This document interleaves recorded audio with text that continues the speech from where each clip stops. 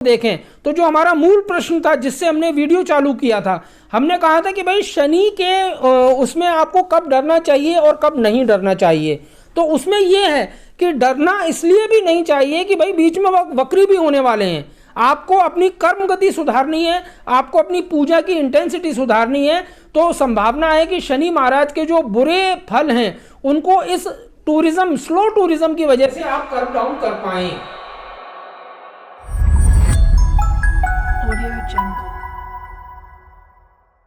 शनि की 7.5 दशा, प्रत्यंतर दशा, सूक्ष्म दशा, कब आपको डरना चाहिए, कब आपको नहीं डरना चाहिए, ये जानना बहुत ज़रूरी है। आमतौर पे होता क्या है कि जैसे ही आप कहीं गूगल में या कहीं पर गोचर में या कहीं राशिफल में पढ़ते हैं कि भाई मेरी शनि की दशा आ गई है, या उन्होंने बता दिया अमुक राशियों पे 7.5 का प्रथम चरण, अमुक पे द्वितीय चरण, इस राशि पे 7.5 का प्रथम चरण, इस पे द्वितीय चरण, इस पे तृतीय चरण चल रहा है, और उसके बाद में आदमी की हवा गुल कि भैया अब तो मेरे ऊपर 7.5 आ गई, अब तो मुझे डरना ही डरना है। तो वो स्थिति परिस्थिति क्या है, किस स्थिति परिस्थिति में आपको शनि की 7.5 से डरना चाहिए, किस तरह से इससे डील करना चाहिए, इस पूरे कॉन्सेप्ट को समझने के लिए सबसे बेसिकली हमें एक पहला कॉन्सेप्ट समझना पड़ता है, और वो है slow tourism of the Shani. Shani का जो चाल है वो मंद चाल है। अब इस मंद चाल की वजह से किस प्रकार से सबसे अच्छे शनि भी खराब परिणाम दे देते हैं और सबसे खराब शनि भी किसी हद तक आपको बचा लेते हैं, ये वीडियो इस बारे में है। Basic information about Shani. यदि ज्योतिष के दृष्टिकोण से हम शनि महाराज का एक परिचय लेना चाहें तो हमें सबसे पहले जानना पड़ता है कि भाई इनके पास 3 दृष्टियां हैं। इनकी पहली दृष्टि जो 7वीं दृष्टि है, दूसरी दृष्टि जो 3री दृष्टि है, और चौथी दृष्टि जो दशम दृष्टि है, यानी जहाँ ये बैठते हैं उससे 10वें घर पे पड़ती है। इसके अलावा एक स्थान वो भी है जहाँ ये बैठते हैं। तो अगर आप देखेंगे कि 12 खानों की कुंडली में 4 जो खाने हैं उसको ये डायरेक्टली इन्फ्लुएंस करते हैं। इसी वजह से मोटे मोटे 1/3 आपके जीवन पे शनि महाराज का अच्छा या बुरा प्रभाव किसी भी एक गोचर में पड़ता है। आपकी कुंडली में शनि कहाँ बैठे हैं इस आधार पर भी इनका एक प्रभाव आपके जीवन पे पड़ता है। यही कारण है कि सारे ज्योतिषी जब भी कोई फलादेश करते हैं तो उसमें शनि की स्थिति और परिस्थिति पर बड़ा विशेष ध्यान देते हैं। अब ये तो हुई स्थिति और देखने की बात। दूसरी चीज, शनि महाराज प्रतिनिधित्व करते हैं कुंडली के अंदर 2 गुणों का। पहला गुण है आपके संचित कर्म और दूसरा गुण है आपके प्रारब्ध कर्म। प्रारब्ध कर्म मतलब आप पैदा कहाँ हुए हैं, आपने जीवन में पिछले जीवन में क्या भोगा था जिसके आधार पे आपको इस जीवन में कुछ अच्छी या कुछ बुरी चीज़ें मिली हैं। वो चीज़ें आपकी पर्सनैलिटी के माध्यम से हो सकती हैं, जिस वातावरण में आप जी रहे हैं, जिस परिवार में आप पैदा हुए हैं, जिस देश में आप पैदा हुए हैं, जिस काल में आप पैदा हुए हैं, उस पर डिसाइड होती हैं। और दूसरी जो चीज़ होती है वो आपका जन्म स्वयं ही है कि भाई मैं किस परिवार में किस परिस्थिति में पैदा हुआ। तो ये हमारा पूरा हो गया आपका प्रारब्ध कर्म। और दूसरे प्रकार के कर्म होते हैं वो होते हैं संचित कर्म। मैं अपनी रोज़मर्रा ज़िंदगी में क्या कर रहा हूँ, क्या मैं उन यूनिवर्सल फार्मूलाज के अंदर मैं उन मॉरली और इथिकली करेक्ट कंडक्ट्स को फॉलो कर रहा हूँ या नहीं कर रहा हूँ।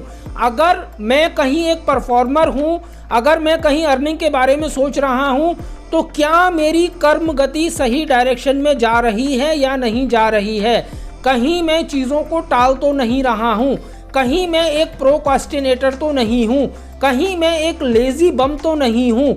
ये सारी चीज़ें कुल मिला के क्या हुआ कि आप कर्म कैसा कर रहे हैं, कितना कर रहे हैं, आपकी उसमें एनर्जी क्या है कर्म में, उसका भी फैसला यही करते हैं। तो यही कारण है कि शनि महाराज को हमेशा आपको बड़ी इम्पोर्टेंस देनी है, चाहे डायरेक्ट वर्शिप के थ्रू या अपनी कर्म गति को सुधार कर। Slow tourism of Shani. Shani महाराज आपने देखा कि इतना बड़ा प्रभाव रखते हैं किसी के जीवन पे, तो फिर ऐसी स्थिति में हम इन्हें स्लो टूरिज्म के अंदर क्यों परिभाषित कर रहे हैं। शनि महाराज को स्लो टूरिज्म के अंदर परिभाषित करने के पीछे 2 कारण हैं। सबसे पहली बात तो ये है कि नवग्रह के अंदर इनकी जो दृष्टियां हैं, खास तौर से पर्टिकुलरली जो 3री दृष्टि है वो बहुत ही खतरनाक है। वो किसी भी स्थिति में नुकसान ही करती है। तो अब वो नुकसान इतना ज़्यादा कर देती है कि इसकी वजह से जो एक नेचर है उन्होंने इनको एक धीमी चाल दी है। आप कल्पना कीजिए, एक आदमी आपकी तरफ चलता हुआ आ रहा है और वो आपको देख रहा है, और कल्पना कीजिए उसकी आंखों में एक लेज़र है। अगर वो तेज़ी से चलता हुआ आपकी तरफ आएगा और वो लेज़र, नेगेटिव लेज़र आपके शरीर पर पड़ेगा, तो संभावना है कि बहुत छोटे से समय में आप जल जाएंगे। लेकिन वही आदमी लंगड़ाता हुआ चल के आपकी तरफ आ रहा है, उसकी आंखों में एक लेज़र है। प्रॉब्लम क्या है कि बीच में इस आदमी की आंखों, ये आदमी अस्त भी होगा, यानी कि उसकी आंखों का जो नेगेटिव लेज़र है वो थोड़ी देर के लिए खाली हो जाएगा, फिर ये वक्री भी होगा, यानी कि चलते समय ही अचानक ये अपना चेहरा मोड़ लेगा। तो ये जो दोनों स्थितियां होंगी, उसमें जो आपका नेगेटिव लेज़र आपके ऊपर पड़ रहा था उसकी इम्पैक्ट कम हो जाएगी। इसको ज्योतिष में, वेस्टर्न एस्ट्रोलॉजी में खासतौर से कहा गया स्लो टूरिज्म ऑफ शनि। अगर वैदिक एस्ट्रोलॉजी में हम जाते हैं तो एक कहानी भी है इसके बारे में। वैसे तो कई कहानियां हैं, क्योंकि हमारा ज्योतिष पूरा एनेक्डोटल फॉर्म में भी हम पढ़ सकते हैं, तो उसमें से एक कहानी मैं आपको बता देता हूँ। वो कहानी ये है कि जब भगवान शिव के घर में एक पुत्र का जन्म हुआ, श्री गणेश जी का, तो वो इतने सुंदर थे देखने में कि माता पार्वती जो हैं वो लालायित हो गई कि भाई पूरा ब्रह्मांड आके मेरे बच्चे को देखे, मेरे लल्ला को देखो, मेरा लल्ला कितना खूबसूरत है। तो देखते ही देखते भाई पहले देवता चले आए, देवताओं के बाद में नक्षत्र, तारे और जो भी एंटिटीज ऑफ द वर्ल्ड थी, भगवान विष्णु, ब्रह्मा जी, ये सब चले आए। अभी शिव जी नहीं आ पाए थे देखने के लिए। तो माता पार्वती ने कहा भाई सारे लोग आ गए, सब लोगों ने गणेश जी को आशीर्वाद दे दिया है, कौन मिसिंग है? तो उसमें पता चला शनि महाराज मिसिंग थे, शनि महाराज उनको देखने नहीं आए थे। तो उन्होंने एक संदेश भिजवाया उनके पास, माता पार्वती के पास, कि भाई आप आ जाइए। तो शनि महाराज ने कहा कि देखो माते, जिस समय गणेश जी का जन्म हुआ है मेरी इन पर तिर्यक तीसरी दृष्टि पड़ रही है और मैं इस समय देखना नहीं चाहता हूँ। इस पे थोड़ी सी पार्वती जी आहत हो गई, उन्होंने कहा नहीं आपको देखना है। तो बेचारे मना कैसे करते, तो आ गए शनि महाराज वहाँ पर। तो जब शनि महाराज वहाँ पर आए और उन्होंने जैसे ही देखा तो वो तीसरी दृष्टि जो थी उससे गणेश जी की गर्दन कट गई। तो माना ये जाता है कि शनि महाराज ने जब देखा कि ये गर्दन कट गई है तो उन्होंने कुछ प्रयासों से उसमें एक हाथी की गर्दन लगा दी। वो एक पूरी कथा है, वो आपको पता ही है। मगर वहाँ पर माता पार्वती को रियलाइज़ हुआ कि इनकी अगर तीसरी दृष्टि इतनी खतरनाक है तो आज तो ठीक है, आज सतयुग है, सतयुग के अंदर आदमी के जो प्रारब्ध कर्म है वो इतने बुरे नहीं है कि तीसरी दृष्टि इतनी तेजी से किसी पे पड़े। लेकिन जब आगे के युग आएंगे, द्वापर युग आएंगे, कलयुग आएंगे, उस समय तो आदमी के ऊपर दुष्कर्मों का भी एक बड़ा बोझ होगा। तो उन्होंने एक श्राप देकर शनि महाराज को लंगड़ा कर दिया। यही कारण है कि शनि महाराज जो है गोचर में जब मूव करते हैं तो करीबन 2 से 2.5 साल एक मूवमेंट में लेते हैं, जिसको हम ढैया कहते हैं। तो यानी अगर आप 7.5 भी देखें तो 3 ढैयाओं का योग है, पहला चरण, दूसरा चरण, तीसरा चरण। उसके बाद में जब एक ढैया और आता है जो चौथी दृष्टि से आधारित है तो वो एक चौथा चरण। और बीच में इन ढैयाओं के बीच में क्या होता है कि आपको जो है कभी वो अस्त हो जाएंगे, किसी समय उनकी चाल मंद पड़ जाएगी गोचर के हिसाब से, तो कोई ऐसा समय भी आएगा जब उन्हें लंबे टाइम के लिए वक्री होना पड़ेगा। आपने अक्सर करके सुना होगा, जोशी कहते होंगे भाई 3 महीने के लिए, 4 महीने के लिए शनि महाराज वक्री हो गए हैं। तो यानी 7.5 के दौरान भी अगर ये आपको बुरा फल देने आ रहे हैं तो इनके ऊपर एक बाध्यता है, इनकी एक लंगड़ी चाल है जिसकी वजह से इनको वक्री होना पड़ता है। अगर आप दूसरे शब्दों में इसको देखें तो जो हमारा मूल प्रश्न था जिससे हमने वीडियो चालू किया था, हमने कहा था कि भाई शनि के उसमें आपको कब डरना चाहिए और कब नहीं डरना चाहिए। तो उसमें ये है कि डरना इसलिए भी नहीं चाहिए कि भाई बीच में वक्री भी होने वाले हैं। आपको अपनी कर्म गति सुधारनी है, आपको अपनी पूजा की इंटेंसिटी सुधारनी है। तो संभावना है कि शनि महाराज के जो बुरे फल हैं उनको इस टूरिज्म, स्लो टूरिज्म की वजह से आप कर्व डाउन कर पाएँ।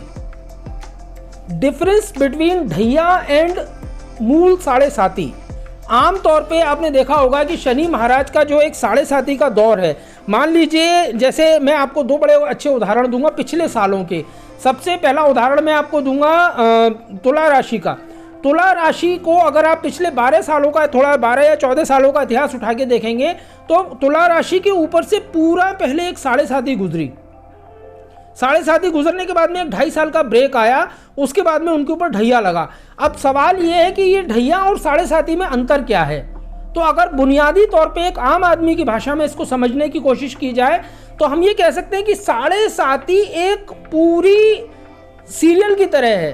पहले 2.5 साल में देखिए एक बड़ा अच्छा फॉर्मूला है, मुझे मेरे जो ज्योतिष के गुरु हैं श्री हारून रशीद जी, उन्होंने समझाया था, मैं आपको वैसे ही समझा रहा हूँ। 7.5 का पहला जो ढैया है, पहला जिसको आप कहते हैं फर्स्ट ट्रिमिस्टर, उस ट्रिमिस्टर के अंदर क्या होता है कि शनि महाराज ने आपको हैंड पिक किया।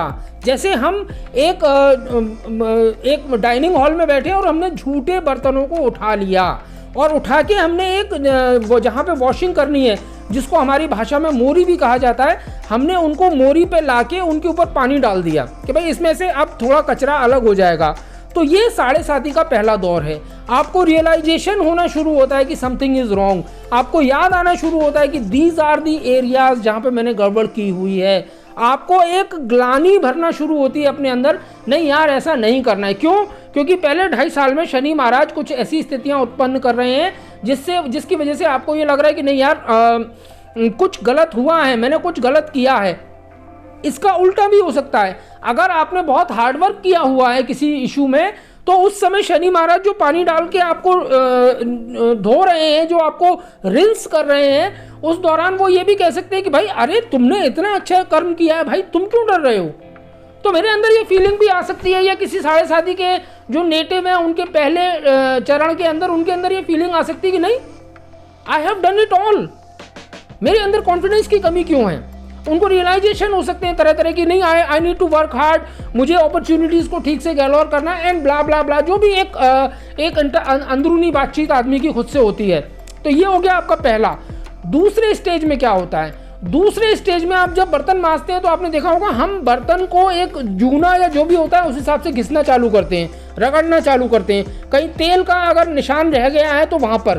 तो ये जो दूसरा जो होता है, अब आप कल्पना कीजिए कि अगर एक लोहे की कढ़ाई को रगड़ना है आपको जिसमें तेल के और कोयले के दोनों निशान हैं, तो फिर हम क्या करेंगे, स्टील का जूना लेके उसको तेजी से रगड़ेंगे। 7.5 का जो दूसरा फेस है, जो सबसे मुश्किल फेस है, उसमें रगड़ाई होती है। अगर मान लीजिए आपने बहुत बुरे कर्म किए हैं, आपने बहुत लापरवाही का जीवन जिया है, उस स्थिति में क्या होगा, उस स्थिति में स्टील के जूने से आपकी रगड़ाई होगी, आपको बहुत सारी समस्याएं झेलनी पड़ेंगी। यही चीज ठीक उलट हो जाएगी अगर आपने कर्म अच्छे किए, तो आप शनि महाराज कहेंगे you are someone who have actually achieved it, तो फिर आपके लिए चीजें बहुत आसान होती जाएंगी, बहुत आसान होती जाएंगी। आप जो करेंगे, मिट्टी को हाथ रख देंगे तो मिट्टी भी सोना बन जाएगी, ये भी स्थिति है। तो इवेंचुअली क्या हुआ है, ये आपके कर्मों पे आधारित है। फिर होता है तीसरा दौर, जिसको आप तीसरा दौर कहते हैं ट्रिमिस्टर का। तो उस तीसरे दौर के अंदर क्या होता है, उस तीसरे दौर के अंदर जब हम पूरा बर्तन मांज लेते हैं तो हम क्या करते हैं, उसको धो के एक रैक में रख देते हैं और सूखने का इंतजार करते हैं। तीसरे दौर में शनि महाराज कहते हैं कि भाई देखो मैंने आपको कुछ लाइफ लेसन्स दिए हैं, आप कितना सीख गए, कहीं कोई गड़बड़ी तो नहीं है। अगर आप नहीं सीखे हैं तो आप बताइए, चलिए मैं आपको फ्री करता हूँ। आपको उसके बाद में 7.5 से मुक्ति मिल जाती है, शनि महाराज उतर जाते हैं।